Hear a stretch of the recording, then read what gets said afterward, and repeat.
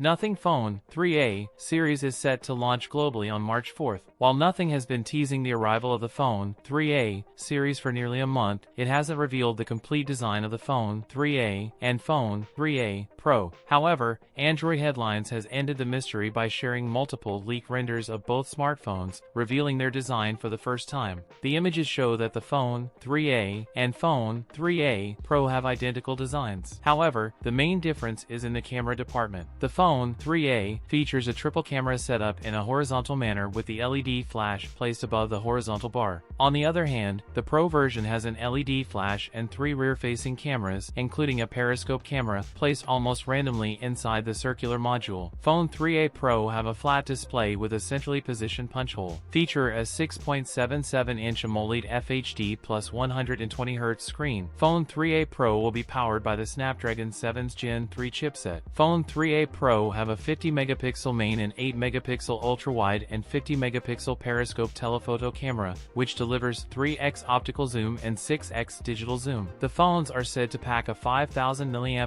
battery with 45W fast charging. That's it for today's video. If you enjoyed it, don't forget to like, comment, and subscribe for more content. Thanks for watching, and I'll see you in the next one.